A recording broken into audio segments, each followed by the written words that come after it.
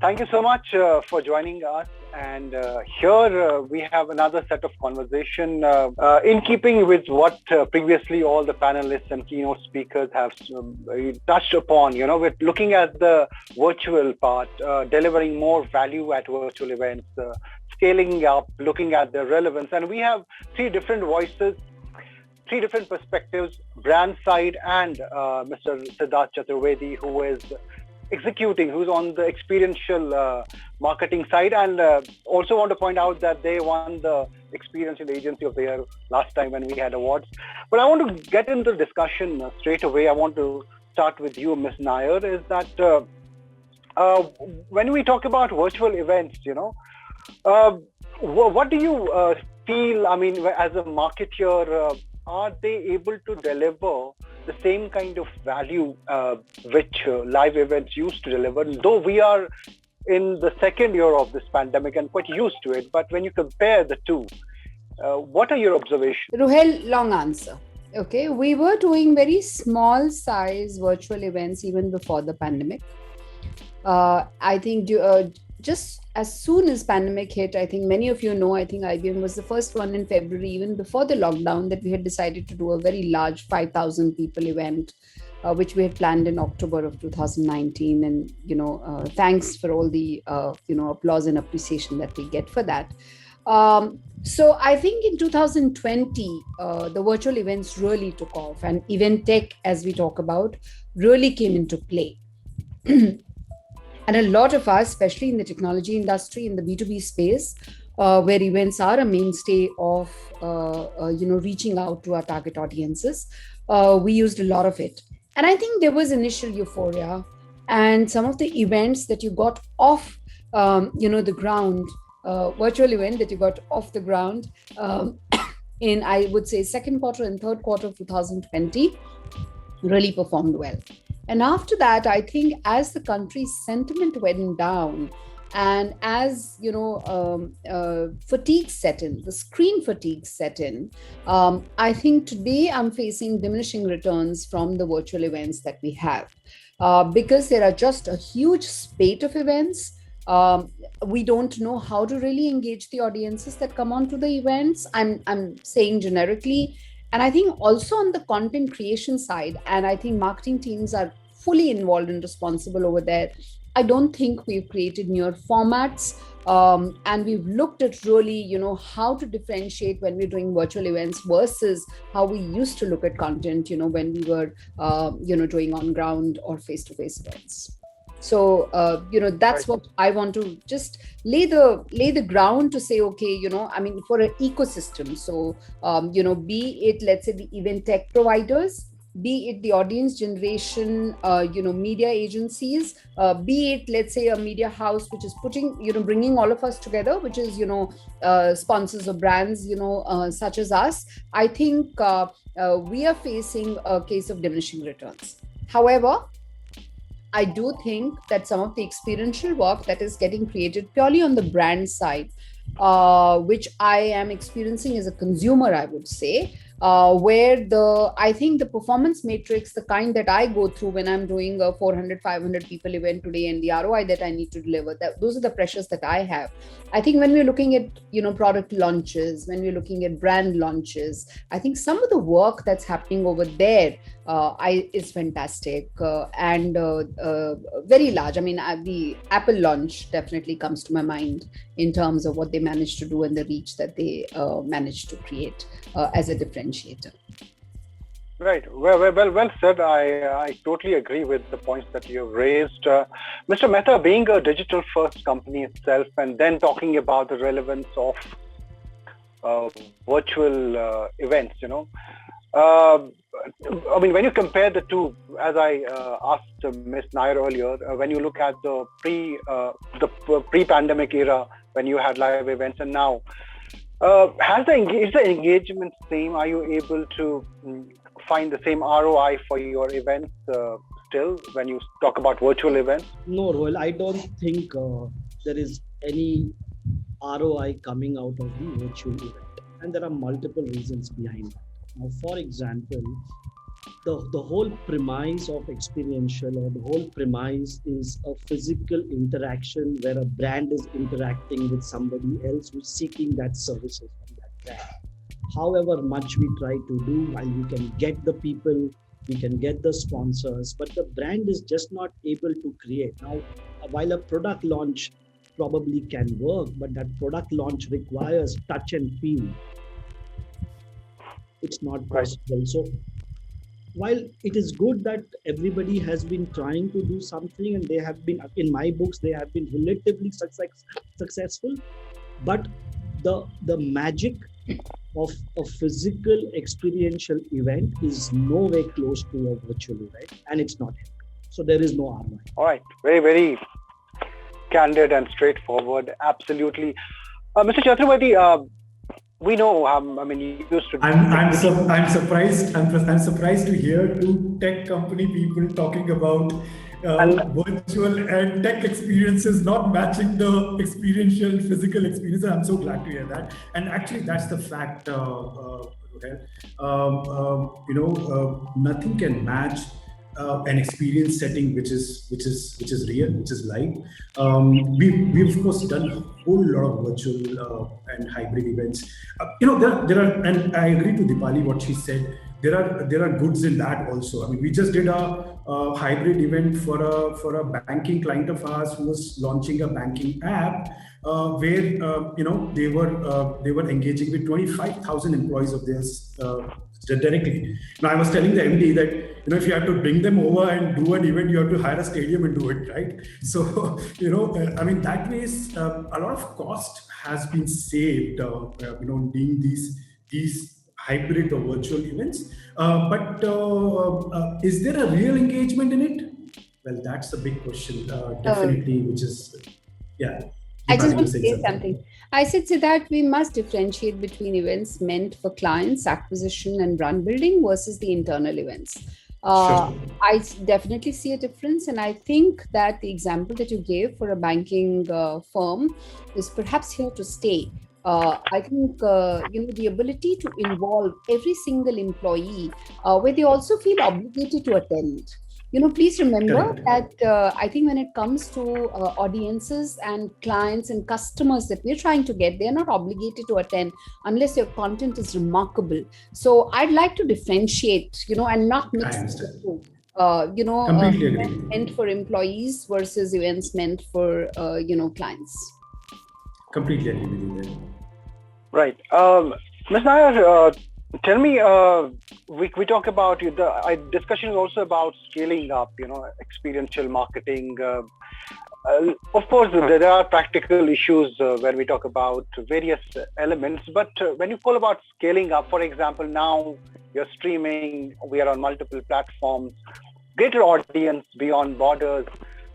What are the big achievements of virtual, if I may ask you, that it has helped us, help the event tech platform or help the brand achieve, in your view?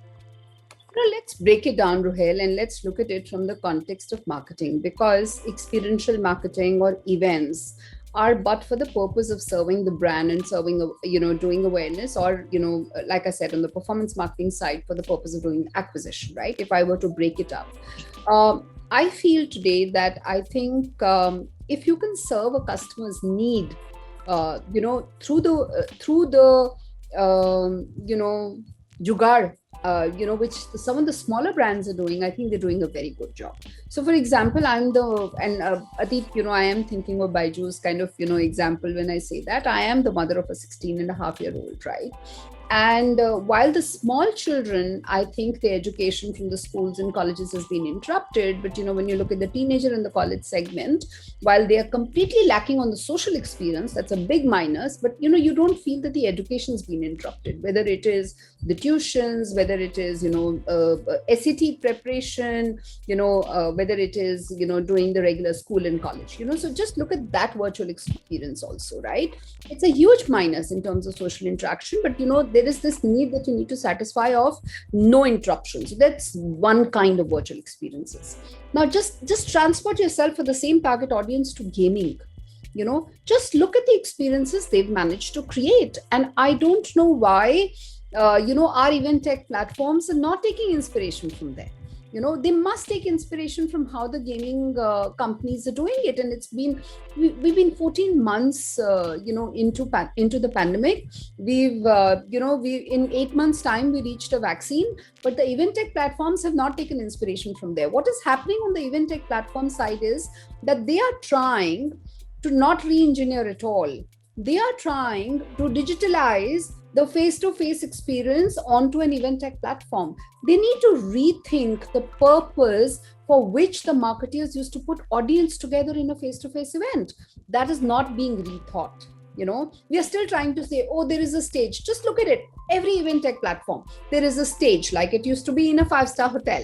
Okay, people come onto a podium, so there is a little podium there. There are the same booths there. You're not rethinking the customer journey. That's what you need to do. Very well. Yes, Atit, to you first. What would make a brand spend more on virtual events and virtual platforms? What should be there in virtual events, and what should virtual platforms have to attract that sponsorship value? No, so before one answers or tries to answer that question, there is another question one needs to ask: that why do you need to do it? Yeah. So see today what Deepali spoke about. If the one-to-one is not an event. The one-to-one conversation is an experience. It's working wonderfully well. And all of us for the last 15, 16 months have adopted it very well. One-to-few also is working well. And that also I don't classify as an event. One person, a service or an individual talking to 4 or 5, 10, 12 to 15 people. An event is with more number of people. So one-to-many or one-to-numerous is not working right now. People have tried, but as I said earlier, that you got the sponsors, you got the people, but what did I go back home with? The event team somehow managed to do it, and a fully commendable job they have done. The brand is not interested. They have done it because of a relationship. They have done it because we have been doing it in the past. So let's continue for one more year. But I'm not starting a fresh conversation. So to answer your question, Ruhail, the larger question is it actually required? And if the answer is yes, then everything else can fall into place. So same question to you, Ms. Naair. Okay, he's here. Let me ask him. So this question is inspired from. Sorry, your audio is muted, Siddharth. I think. Sorry about that. There's a drop in. Yeah. So this question is. No worries. I mean. So Deepali raised the point, a very valid point, that we're obsessed with that physical space. We're inspired by that. Our virtual space is just a mirror image of that physical space. There's no innovation. As a practitioner of events and curating events, is there a need for course correction also? From the side of the event tech platform, some innovation needed, because they've just put on the physical event and posted online. Do you think there's a need? I completely agree again with Deepali on this, because there's not been real innovation which has come in. I mean, we saw what happened when Travis Scott, threw that track at Fortnite. It happened when we just were entering lockdown, and we saw how globally it really, charged the entire entertainment industry and the audience. It's been 1.5 years. We've not seen our entertainment industry also collaborating that well. I mean, all we're seeing is only fundraisers coming from them, and there's no real innovation which we're seeing, which really can take this to another level. Which I completely agree with Deepali. There is definitely a need, and what has happened is that most of the work or most of people or most of the agencies who are doing physical kind of experiences, they have just looked at how to do those similar experiences in a tech platform. That's the only solution which is coming in right now. No one has actually thought beyond and thought that, okay, what can be done with some innovation in this? And we don't have any example to quote in our country, unfortunately, till now. You know what the sad thing is, Ruhail and Siddharth and Atit? that the rest of the world is going to transition back into physical events. So there will be no need for them to really innovate at the event tech, technology and platform. But I think India will still take maybe a year or more to go back to when we can really have large size, face-to-face events is my, thinking. And I think therefore, if the innovation has to happen, it has to happen today. It's not going to, it has to happen here. It's not going to come from abroad, to us. It's not going to come from any other, country. And Ruhail knows this. I'm quite keen to speak at forums like these because of this, because, events is a very large part of technology brands, marketing spends, and I want them to perform.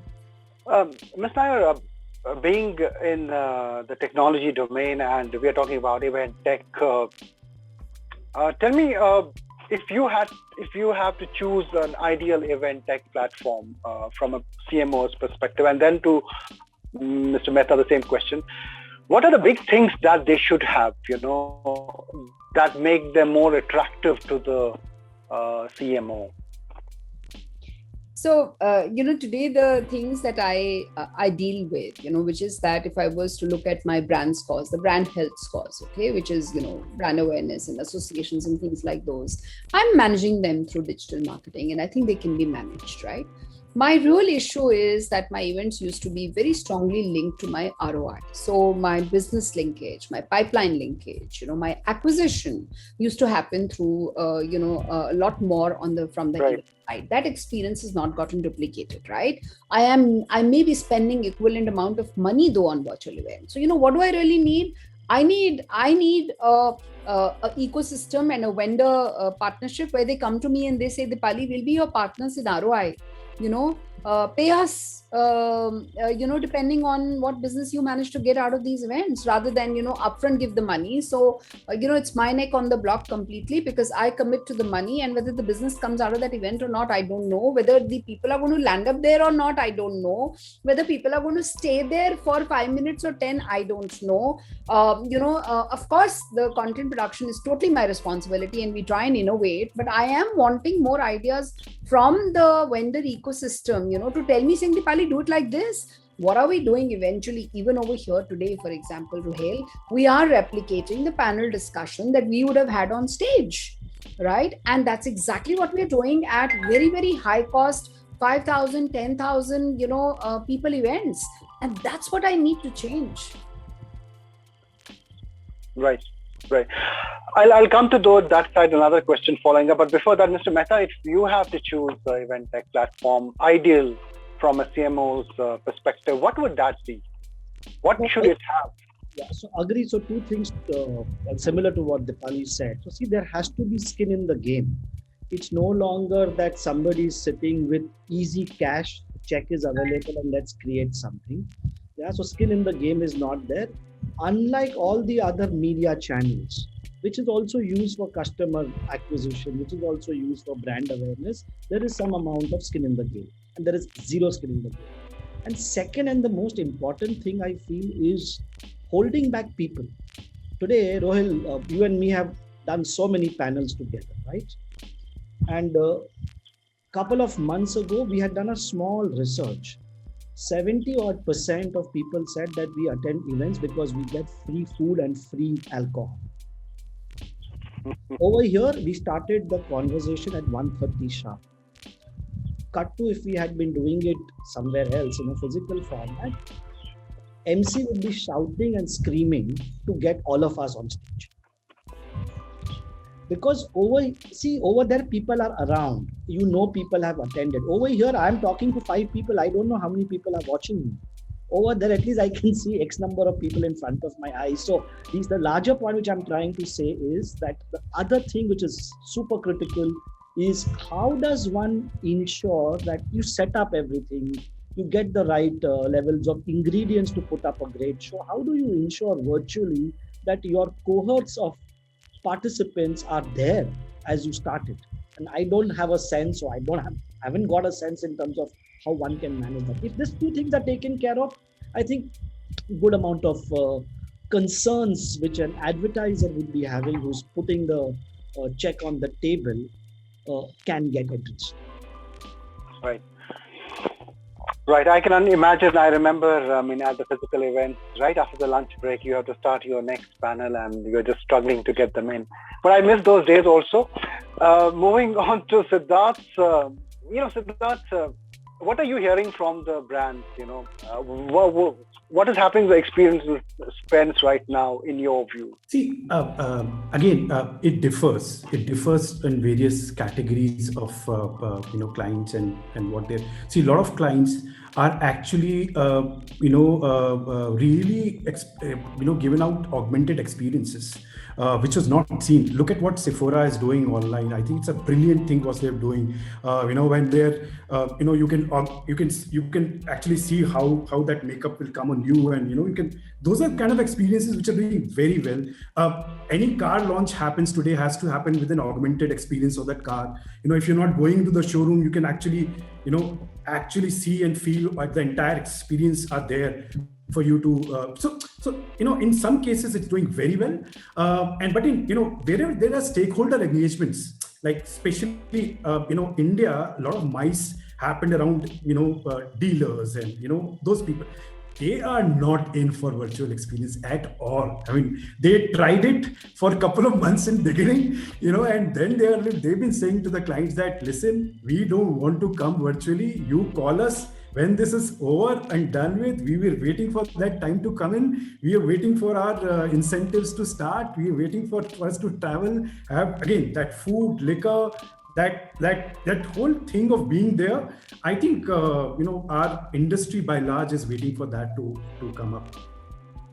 Yeah, absolutely. Again, Ms. Naair, from a tech leadership perspective, we spoke about innovation, and a lot of people who are watching us are from the event tech domain.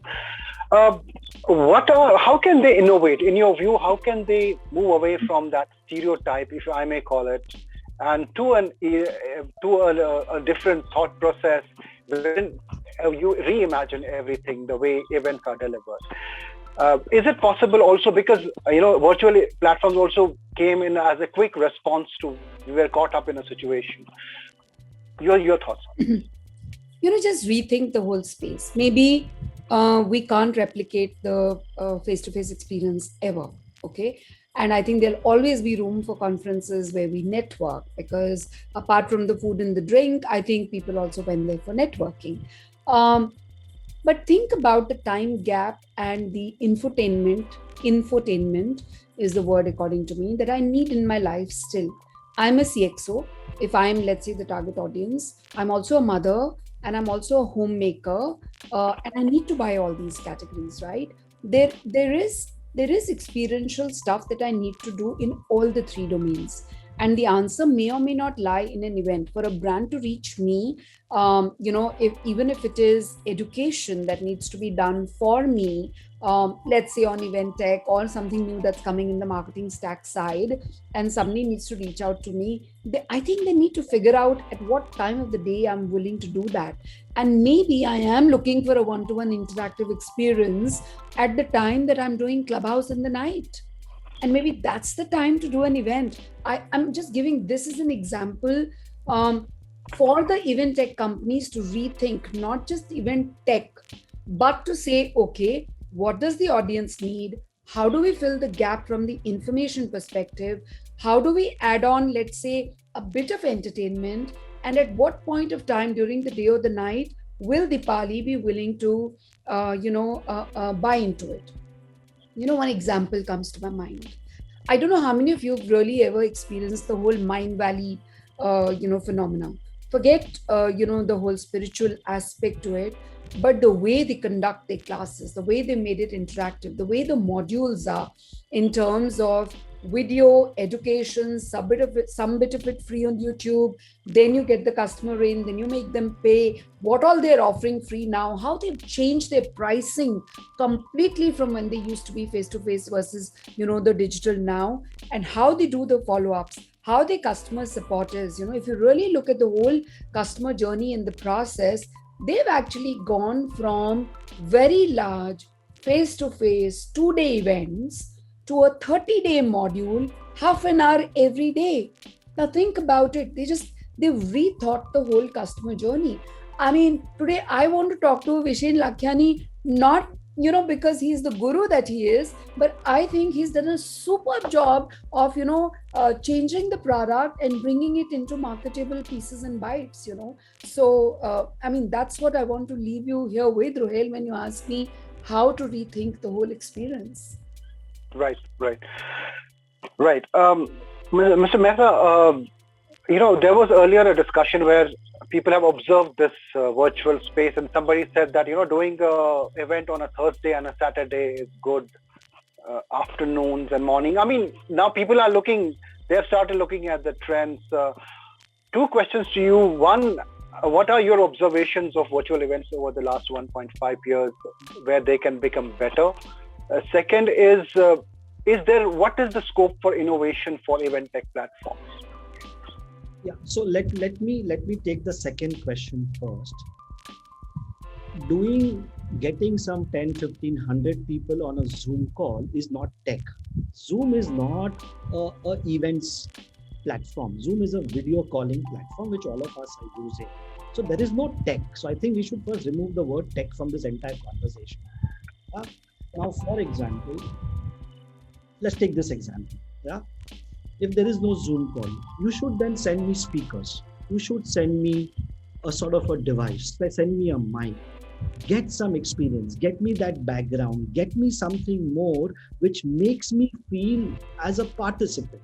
Whether I'm a speaker or I'm a participant and I'm a host, I'm a moderator, we're all sitting in our own environment, right?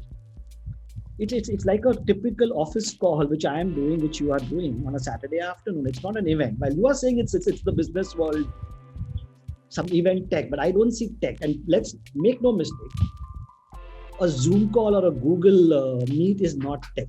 It's just a platform. So when we say that what innovation needs to be done, you have to create a purpose. No, there is absolutely no purpose. Just get 10, 15 people together and we'll get some artists to perform and we'll do some song and dance and we name this as a virtual event, but it ain't a virtual event.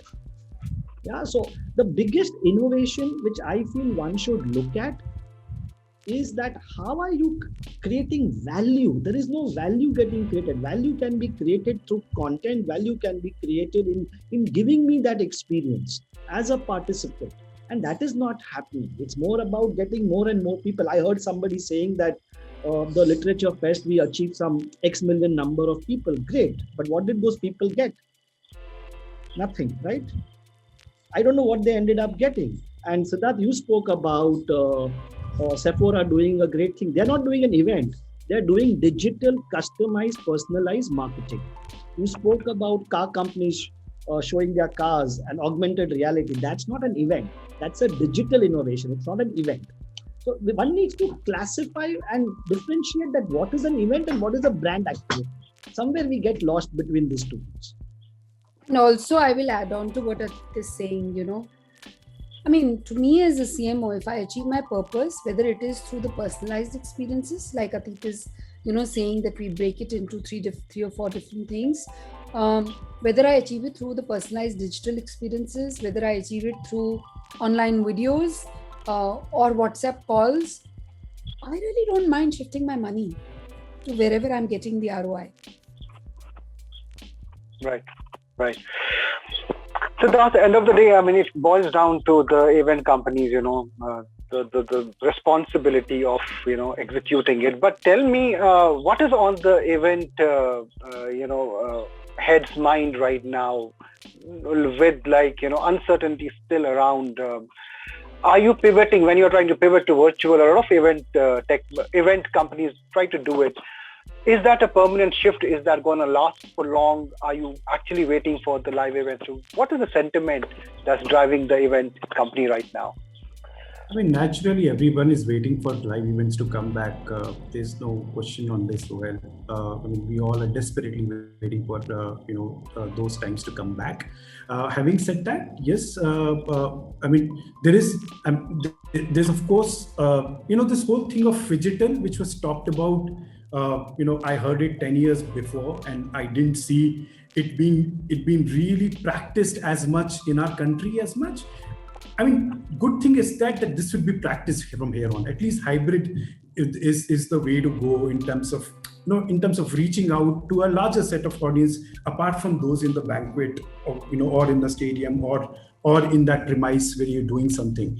I mean, definitely we all waiting for things to open up and full blown experiences to start again. Ruhail, to answer you. Right. Ms. Naair, as we move on, so we're talking about hybrid events, and I mean, we're all kind of pinning our hopes to it that, digital experiences and whatever we have created during this pandemic, the infrastructure is not going to stay, it's going to stay relevant in some or the other way in amplifying the physical events. How do you see the two converging as we move on? Everybody's getting vaccinated to a fully vaccinated era. So, if I were to do future gazing, okay, 3 years from now, not 1 or 2 years, okay, 3 years from now. And Ruhail, I ran a poll on Twitter asking people, when I'd be able to travel freely. And, some of them did speak about 2024, okay.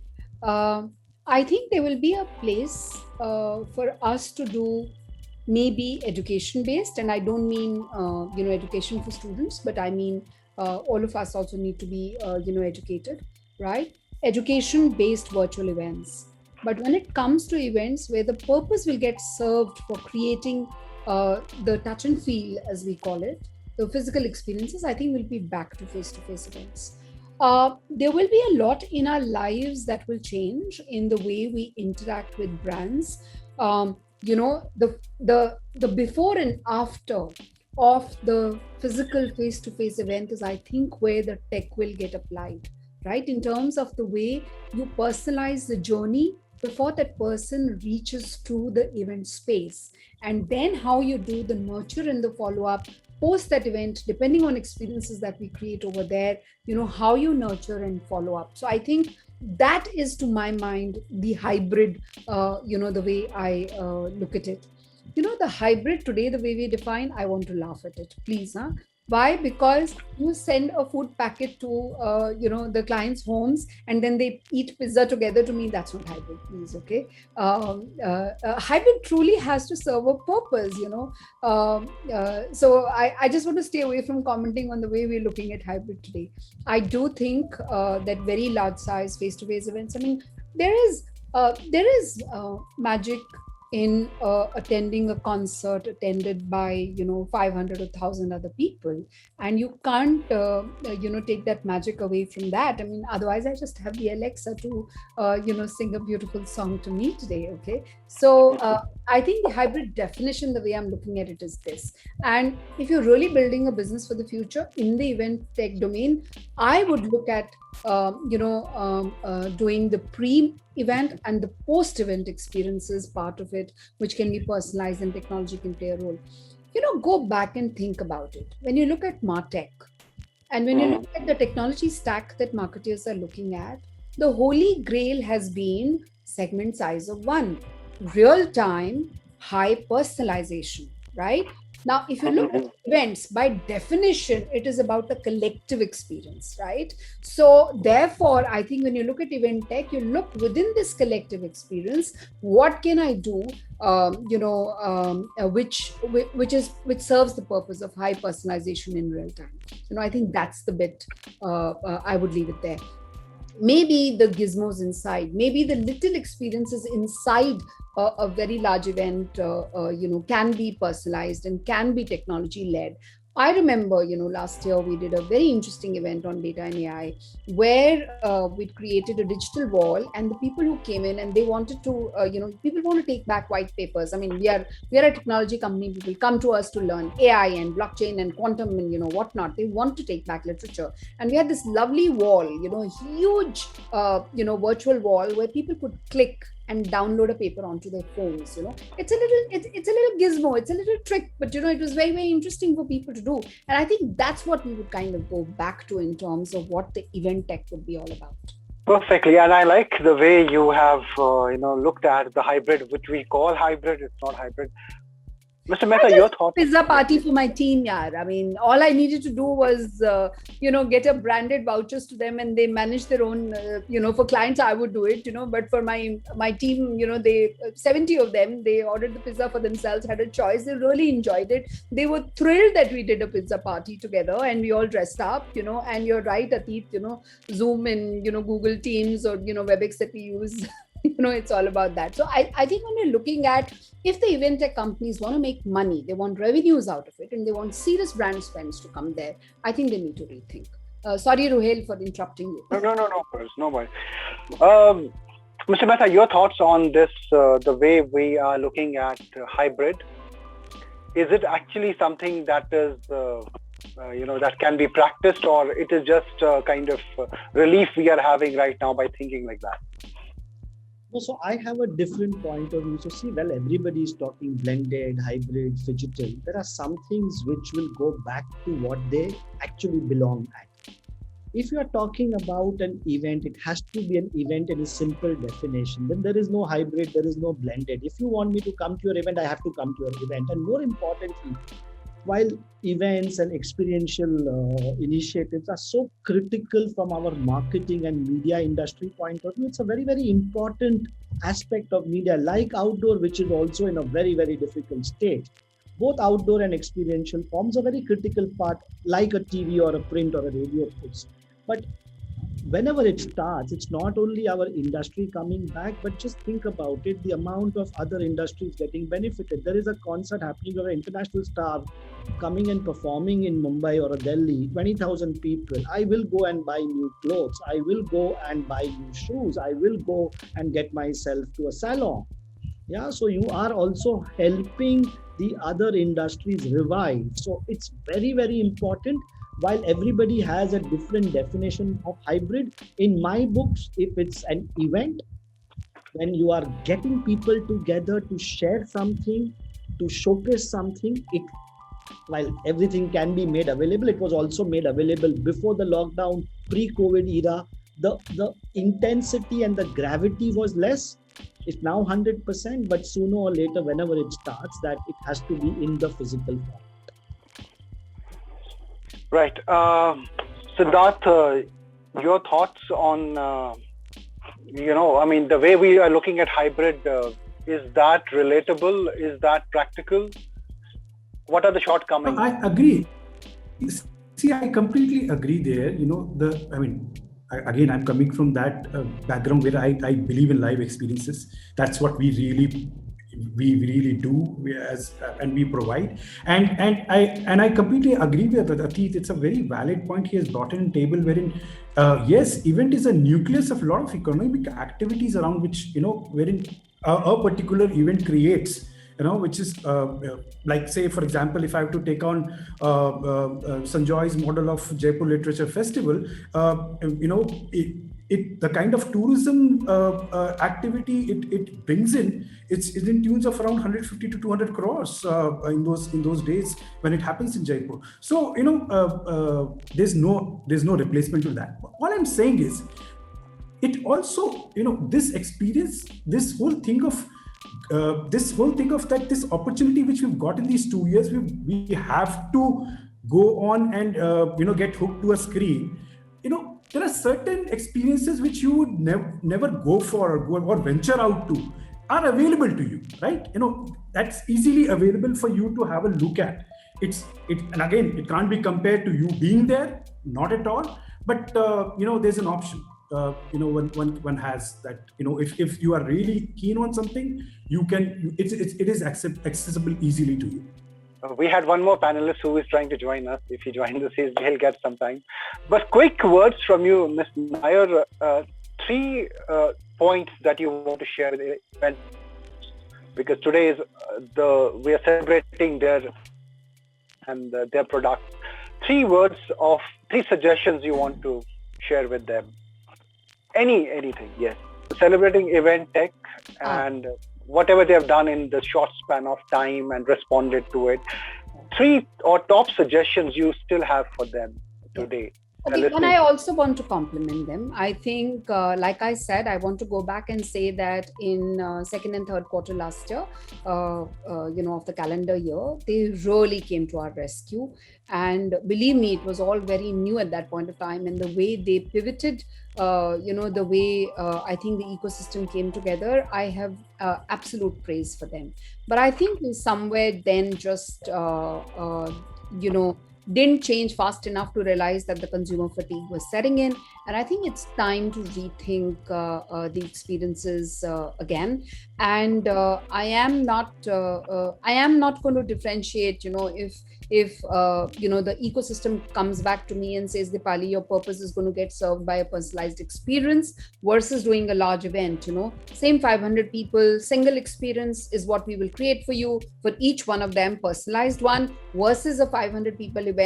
I don't mind putting my money over here if that seems to work. So that's my second thing. Rethink your business. You are ultimately about creating experiences for clients, right? For the purpose of you making money, for the purpose of brands ensuring that my purpose is served, right? So rethink that. And the third thing is, if you are totally believing in the product that you're offering, then please, be partners in my ROI. Right? Have the commercial deals on the table where you say that, listen, we will deliver this to you. We will deliver business to you, Deepali, and, our fee is going to be totally performance linked.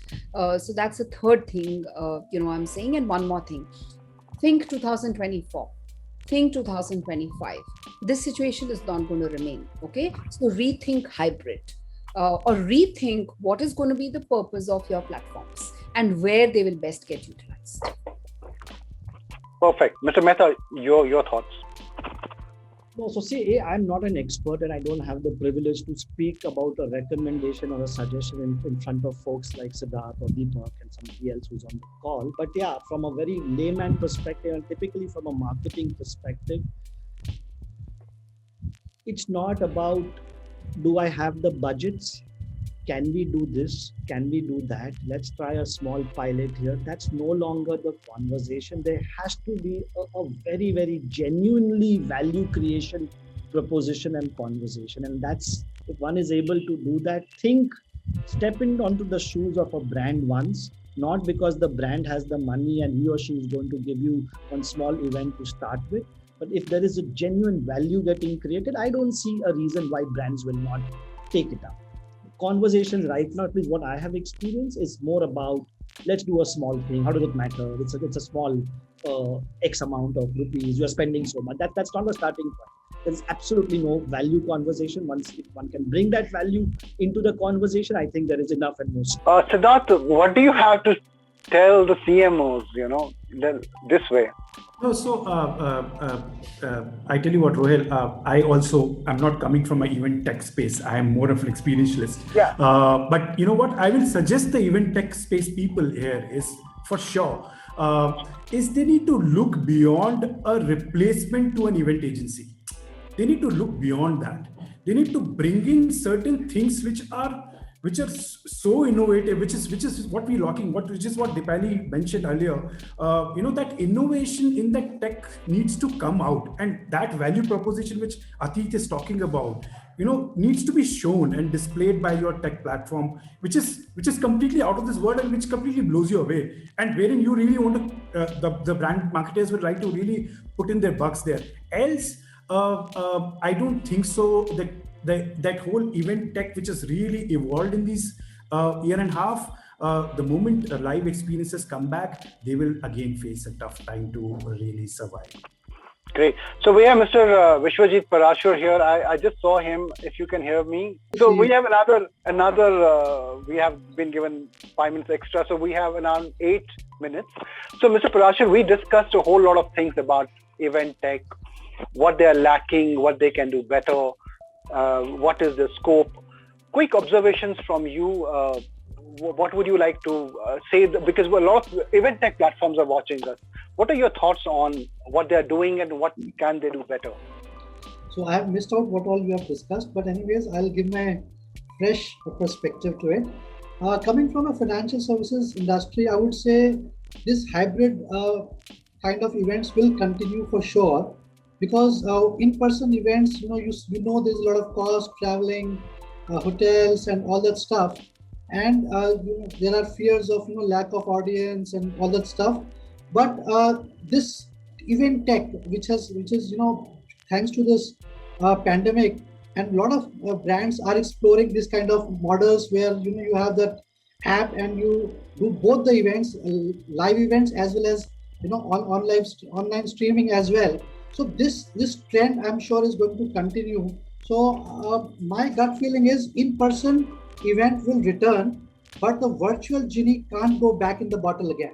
So this trend is going to be continuing for sure, and it's a great advantage for brands like us, because you're getting audience from across the globe, which never was possible when you were doing in-person events. And this technology is really getting that personalization, which is really enabling brands to interact with the audience much more and in much better fashion. And I would say this event will be an now for marketers and on always on event strategy. So initially we used to do very less number of events because a huge cost is involved, but now this has become a main strategy for a brand, because this is the best engagement which we can do with our audience and prospects. So I'm sure my gut feeling is that this hybrid trend is going to continue for long. My last question, again, from what was discussed previously, was that, this was one of the very, very critical points that, the virtual events platforms are obsessed with, live, the stage and the setting and everything. Do you feel there's a need to innovate? I think innovation is happening at every day. So before pandemic, we never thought of doing, hybrid kind of events. We were only on, live events. But this technology is rapidly changing drastically. Experiences are improving day by day. So my feeling is that every app offers different facilities and options. So as a marketer, we would look for an app which will get us maximum features which are right now available in different apps. So we have to go and explore different apps. But we would love to have an app where we have all the features combined, so that we don't have to explore different options. Innovation, I'm sure, is going to happen, because customers now are expecting better experience every day. So gone are the days when they were very happy with live events. Now they are asking more and more. So they want to have one-on-one chat also. They want to have personalization also. They want to see events. If they could not attend live, they want to. They are asking for events later on also. So I'm sure you have to do what your customers are asking for. So at Bajaj Capital, what we are doing is whenever we do this hybrid kind of events, what we used to do with what is called the Net Promoter Score or customer experience. So we are clearly observing that trends are changing every month on month. So what customers were expecting 6 months back, today that is not a wow experience for them. That is very basic hygiene. So now they are expecting more and more, and brands have to live up to their expectations if they have to continue with these kind of engagements, because there is no other way. You are not meeting physically in stores. Right. Even as a business model, I would say we have changed our branch offices.